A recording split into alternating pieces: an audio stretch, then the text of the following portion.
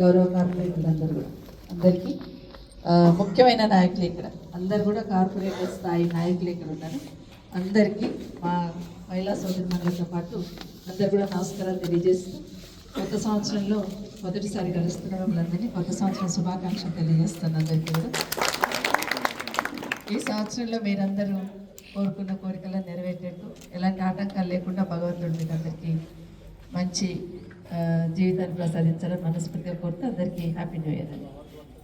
అదేవిధంగా కొత్త సంక్రాంతి కూడా వస్తూ ఉంది. సంక్రాంతి శుభాకాంక్షలు. అదే ఈరోజు మిమ్మల్ని అందరినీ చూస్తూ ఉంటే ఇక్కడ 16 సంవత్సరాల కిందట నేను ఇక్కడ వచ్చినప్పుడు నా ఆలోచనలన్నీ నెమరు వేసుకుంటూ ఉన్నాను.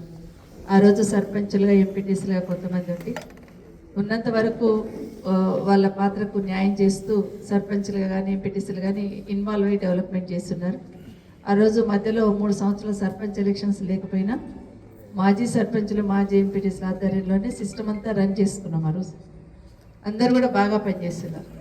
తర్వాత కేసీఆర్ గారి ప్రభుత్వంలో మున్సిపల్ తర్వాత కార్పొరేషన్ రావడం జరిగింది.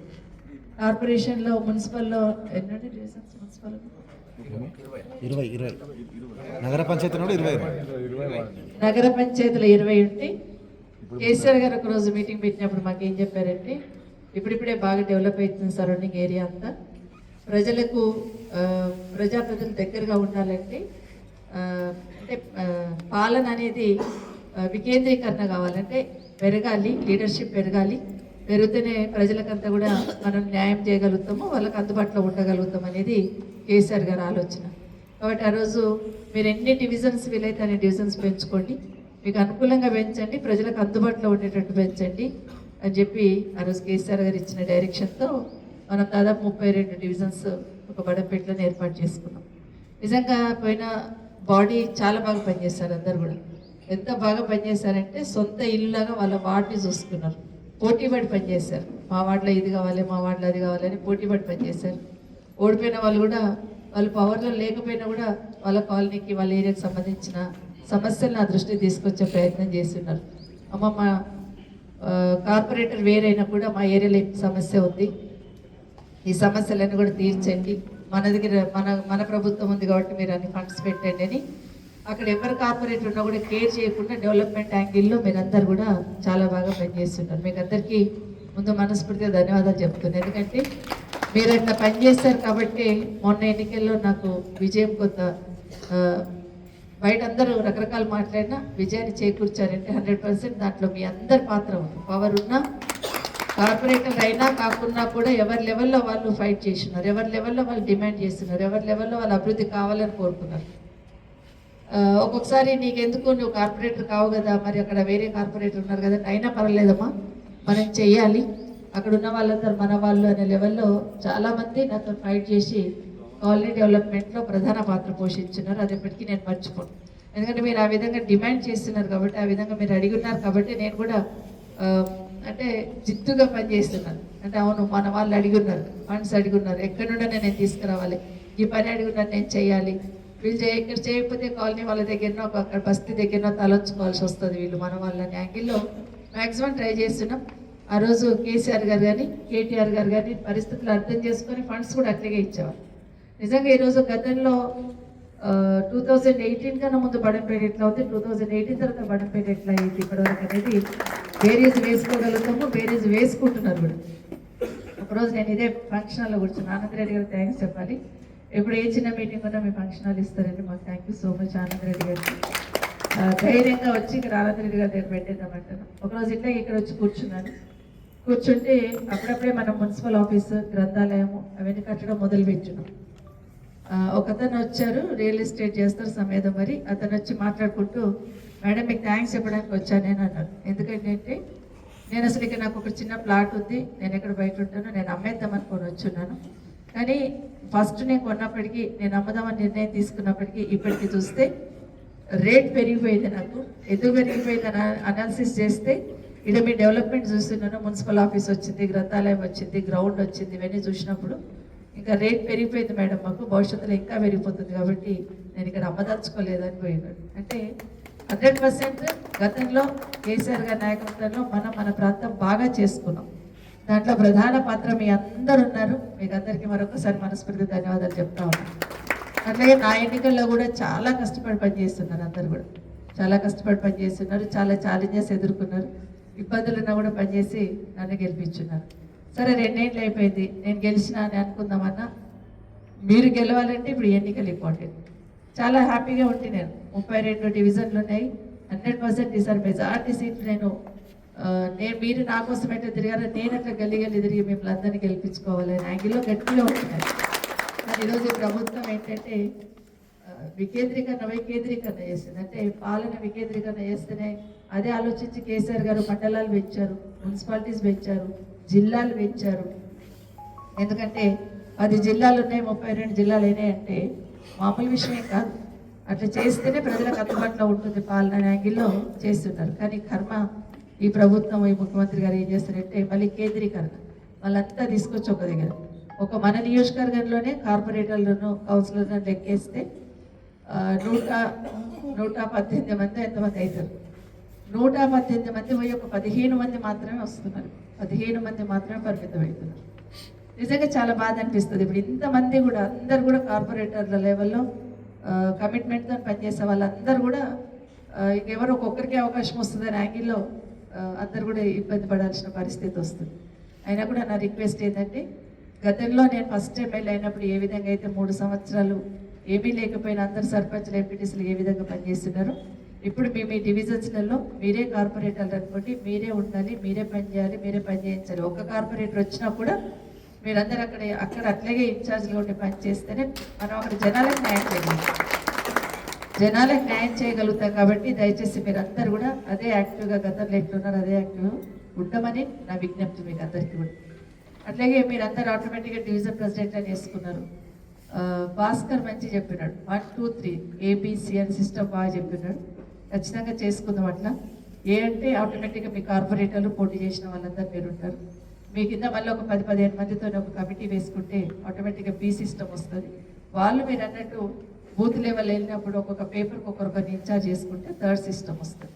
అది చేసుకోవడానికి దయచేసి మనము ఈ 4-5 రోజుల 1 వీక్ పండుగ అయిన తర్వాతను 20th వరకు ఈ సిస్టమ్ని మనం సెట్ చేసుకుంటే డెఫినెట్గా మనం అనుకున్నట్టు ఇది వరకు వెళ్ళగలుగుతాం.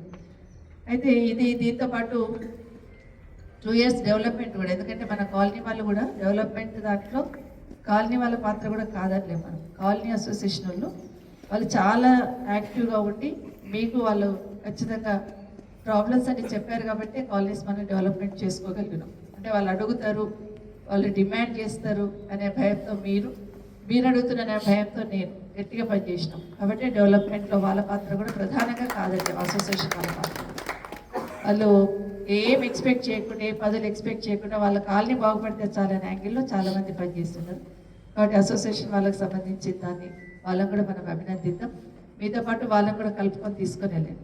ఎలాగో నేను కార్పొరేటర్ అయిపోయింది, ఇంకా కాలనీ వాళ్ళతో మనకి ఎందుకులే అని నెగ్లెక్ట్ చేయకండి. ఎందుకంటే వాళ్ళని మనతో పాటు తీసుకెళ్తే వాళ్ళు మనకు తెలియని బలం మనం అనుకుంటాం, కానీ వాళ్ళందరూ అసోసియేషన్ వాళ్ళు మనతో ముందుకు నడిస్తే చాలా తెలియని బలం. కాబట్టి వాళ్ళందరినీ మనతో పాటు తీసుకెళ్లే ప్రయత్నం అందరు కూడా దయచేసి చేయండి అని రిక్వెస్ట్ చేస్తున్నాను. ఓకే, ఒకరే క్యాండిడేట్ అవుతారు, అది ఏం రిజర్వేషన్ వస్తుందనే తెలియదు. బట్ ఒకటే క్యాండిడేట్ అవుతారు. అసలు 3 డివిజన్లు కలిపి ఒక దగ్గర పెడదాం అనుకున్నాను, కానీ ఏ డివిజన్లో ఎంత బలం ఉందో నాకు తెలియాలి, ఏ డివిజన్లో ఎంతమంది లీడర్లు ఉన్నారో నాకు తెలియాలి. ఒక 1 or 2 hours కూర్చుందామనే ఆలోచనతో ఇక్కడికి వచ్చినాను నేను. సో ఇక్కడ చూసినప్పుడు నాకు ఖచ్చితంగా అర్థమైంది, ఖచ్చితంగా మనం బీఆర్ఎస్ జెండా ఎగరేయబోతా ఉంటుంది. అందరూ అలాంటి లీడర్షిప్ ఇక్కడ ఉంటుంది కదా. అయితే ఒకటి సుదర్శన్ మాట్లాడుతూ కూడా చెప్పినాడు, ఏదున్నా వెనకాల గోతులు తవ్వకండి, తర్వాత చూసుకుందామని. 100% కరెక్ట్. ఎందుకంటే ఎవరైనా కానివ్వండి, మనోడు ఉంటే కుంటోడో గుడ్డోడో మనోడితో గట్టిగా చెమట్టుకొని అయినా పని చేయించుకోవాలి. కానీ అవతలోడు ఉంటే తలొంచుకొని చేతులు కట్టుకొని అవతలోడు ముందు మనం నిలబడలేము. దయచేసి గుర్తుపెట్టుకోండి. రెండవది, సబితమ్మ గెలిచింది, కానీ సబితమ్మకు కాలు చేతులంతా మీరే. మరి కార్పొరేటర్లందరికీ దెబ్బ తగిలితే, ఇక్కడ డక్క తగిలితే ఏం పని చేయగలుగుతాను నేను? ఎక్కడ పోగలుగుతాను? ఏం పని చేయగలుగుతాను? కాబట్టి ఆ నష్టం జరగకుండా ఉండాలంటే అందుకే అడుగుతున్నా. నేను గెలిచిన గెలుపు కాదు, మీరు గెలిస్తే నేను గెలిచినాక ఇప్పుడు అది గుర్తుపెట్టుకోండి. నేను గెలిచిన దానికన్నా ఎక్కువ ఇప్పుడు మీరు కార్పొరేటర్లన్నీ గెలిచేస్తే ఎక్కువ సంతోషపడేది నేనే. కాబట్టి దయచేసి అందరు కూడా అన్ని పక్కన పెట్టి, ఈగోస్ పక్కన పెట్టి మన ఈరోజు కేసీఆర్ గారిని ఈ ప్రభుత్వంలో ఉన్న పెద్దలు ఎన్ని రకాలుగా మాట్లాడుతున్నారు, ఈ ప్రభుత్వంలో ఉన్న పెద్దలు మన పార్టీని ఎన్ని రకాలుగా తప్పు చేసి మాట్లాడుతున్నారు. కాబట్టి దయచేసి వాళ్ళకు ఒక లెసన్ టీచ్ చేయాలి. ఒక మాటకు ముందు మన ముఖ్యమంత్రి గారు ఏమంటున్నారు, కేసీఆర్ గారి నిశానాన్ని చెడిపేస్తానంటున్నారు. కేసీఆర్ గారి నిశాన అంతటా ఉంటుంది, కానీ కేసీఆర్ గారి నిశాన గుర్తు రావాలంటే కారు గుర్తు గెలవాలంటే మనం అందరం కూడా అన్ని పక్కన పెడతాం. దయచేసి అన్ని పక్కన పెట్టి గెలిచి ఒక లెసన్ టీచ్ చేసే ప్రయత్నం అయితే చేయాలి. అన్నిటికన్నా ముఖ్యంగా డెవలప్మెంట్ ఏదైతే 2 years నుండి చూస్తున్నామో, మనం లాస్ట్ 5 years ఏ విధంగా డెవలప్మెంట్ చేస్తున్నాం, 2 years నుండి ఏ విధంగా నత్తనడకన డెవలప్మెంట్ నడిచింది. ఫండ్స్ ఉండే మన దగ్గర బడంపేట మున్సిపల్ కార్పొరేషన్ జిహెచ్ఎంసీలో కలిసే రోజు 70 కోట్ల రూపాయలు ఉన్నాయి. ఎన్నిసార్లు శాంక్షన్ ఇవ్వమని స్పెషల్ ఆఫీసర్స్ని వాళ్ళని అడిగినా కూడా డబ్బులను అట్లా పెట్టుకున్నారు అకౌంట్లో తప్పిస్తే ఓన్లీ ట్రైన్స్ ఇవి మాత్రమే ఇచ్చే ప్రయత్నం చేస్తారు. అది కూడా కొసిరి లాగి ఏదో వాళ్ళు ఇంట్లోకి ఇస్తున్నట్టు లాగి ఇచ్చే ప్రయత్నం చేశారు. తీరా జిహెచ్ఎంసీలో కలిసే నాటికి 60 నుండి 70 కోట్ల రూపాయలు జిహెచ్ఎంసీలో కలిసిపోతున్నాయి అంటే ప్రాణం అంతా కలకలేదు. కానీ ఏం చేయలేని పరిస్థితి, ఎందుకంటే ఆ ప్రభుత్వ డైరెక్షన్ అట్లా ఉంది, అధికారులు అట్లా పనిచేస్తున్నారు. కాబట్టి నిజంగా బాధ అనిపించింది. ఈరోజు మనము జిహెచ్ఎంసీలో కలవడమే మనకు మైనస్. మన ప్రాంతానికి మన బడంపేటకి అయితే జిహెచ్ఎంసీలో కలవడమే మనకు పెద్ద మైనస్. ఇక్కడే మన పాలన మన దగ్గర ఉంటే, మన మేయర్లు మన దగ్గర ఉంటే, మన కార్పొరేటర్లు మన దగ్గర ఉంటే, మనం ఎక్కడ ఇష్టం ఉంటే అక్కడ కాలనీలో ఎక్కడ కావాలంటే అక్కడ విత్ ఇన్ ఒక 1 monthలో వర్క్ చేసే ప్రయత్నం చేస్తున్నాం. మన ఫండ్స్ మనకే ఇక్కడ దాదాపుగా 100 కోట్ల వరకైనా మనం ఇక్కడ ఫండ్స్ ఇక్కడే ఖర్చు పెట్టేవాళ్ళం. ఇప్పుడు జిహెచ్ఎంసీకి వెళ్ళి 100 కోట్లు మనం తెచ్చుకోగలుగుతామా అనేది ఒక ఆలోచన. అయినా కూడా నష్టం జరుగుతుంది.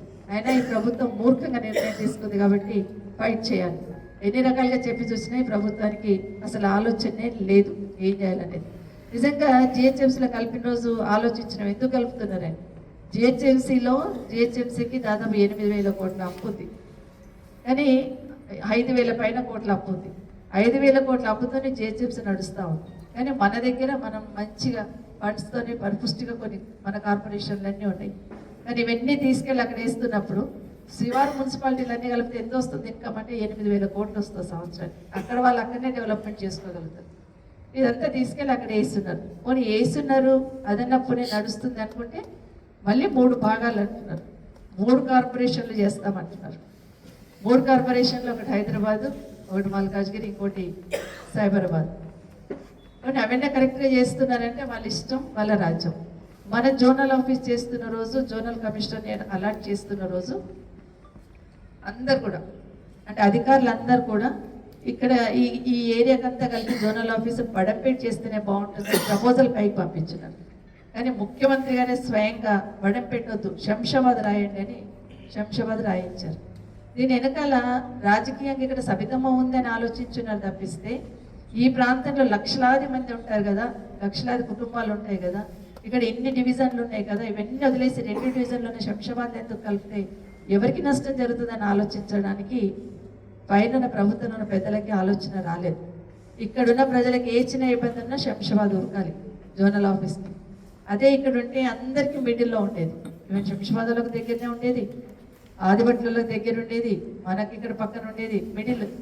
ఏ జనరల్ పబ్లిక్ ఎవరైనా జోనల్ ఆఫీస్కి పోయి మాట్లాడొచ్చుకునే శక్తి వచ్చేది. కానీ రాజకీయంగా ఆలోచించి మాత్రమే తీసుకెళ్ళి అక్కడ కలిపే ప్రయత్నం చేస్తున్నారు.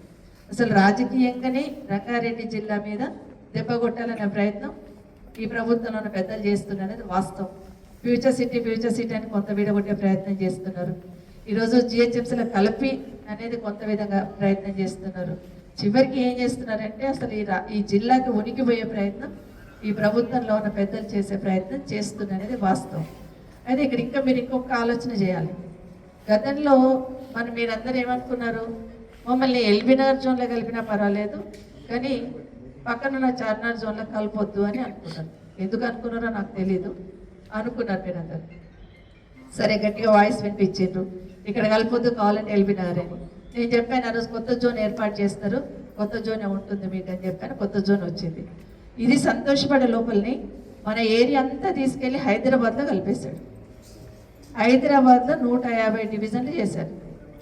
150 డివిజన్లలో మనము హైదరాబాద్లో వేసేసారు. మిగతా అక్కడ 70 ఇక్కడ 70 వేసి ఇంకా 2 కార్పొరేషన్లు చేశారు. హైదరాబాదులో మనం కలిసామంటే ఈరోజు ఒకసారి మీరు ఆలోచించండి ఎలాంటి ఇబ్బంది వస్తుంది అనేది భవిష్యత్తులో ఖచ్చితంగా ఆలోచిద్దాం. కానీ ఆ ఇబ్బందిని అధిగమించాలంటే 100% మన కార్పొరేషన్ ఎలక్షన్లలో మనం ఫైట్ చేయి సాధించాలంటే గట్టిగా యునైటెడ్గా గట్టిగా మనం ఫైట్ చేయాల్సిన అవసరం ఉంది. డెప్త్లోకి వెళ్ళి నేను చెప్పను, మీకు అర్థం కావాలి. డెప్త్లోకి వెళ్ళి మాట్లాడాను కానీ మీకు అర్థం కావాలా. గట్టిగా పనిచేసి మనము జెండా ఎగిరేయాల్సిన అవసరం ఉంది. కాబట్టి అన్నీ పక్కన పెట్టి ఆర్గనైజేషన్లో దృష్టి పెట్టి ఈ వారం 10 రోజులు ఈ మంత్ ఎండింగ్ 20th వరకు కంప్లీట్ ఆర్గనైజేషన్ మీద దృష్టి పెట్టి ఆర్గనైజేషన్ స్ట్రెంథన్ చేసి కింది స్థాయిలో చాలా మంది వందలాది మంది మన కోసం పనిచేస్తున్నారు. వాళ్ళందరినీ కూడా డిఫరెంట్ స్టేజెస్లలో పెట్టుకొని గట్టిగా పనిచేసి రేపు ఎన్నికల్లో ఖచ్చితంగా గెలుస్తున్నాం. కానీ గ్రౌండ్ వర్క్ మాత్రం చాలా చాలా ఇంపార్టెంట్. ఇంతకుముందు చక్రవర్తి గారు చెప్పారు, అంటే ఒక్కొక్క ఓట్ని ఐడెంటిఫై చేయడానికి ఎంత ఇబ్బంది అవుతుంది, ఎంత కష్టంగా ఉంటుంది అనేది. మొన్న ఎలక్షన్లో జిహెచ్ఎంసీ మన జూబ్లీస్ ఎలక్షన్లో ఎందుకు ఓడిపోయినాం, ఏం జరిగింది? రేపటి వరకు రేపు పోలింగ్ ఉన్నదన్న రోజు కూడా బీఆర్ఎస్ పార్టీ గెలుస్తుందని ఉంది. కానీ తెల్లారేసరికి ఒక 2-3 గంటల్లో ఎందుకు మారిపోయింది? చాలా తెలివిగా చేశారు వాళ్ళు. ఎలక్షన్ స్టార్ట్ కాగానే 7 గంటలకు స్టార్ట్ అవుతుంది. చాలా ముందు రోజంతా ప్రచారం చేస్తున్నారు, దొంగోట్లు వేస్తారు అనే లెవెల్లో చాలా ఓట్లు రాయించుకున్నారు. వాళ్ళు వేస్తారు, బయటకు వెళ్ళి తీసుకొచ్చి అని రకరకాల ఇన్ఫర్మేషన్తో మాట్లాడినారు. అది ఆలోచించుకుని లోపల అందరినీ జాగ్రత్తగా ఉండమనగానే వాళ్ళు వేసిన స్ట్రాటజీ అర్థం కాలేదు. మార్నింగ్ రికార్డ్ చేయండి.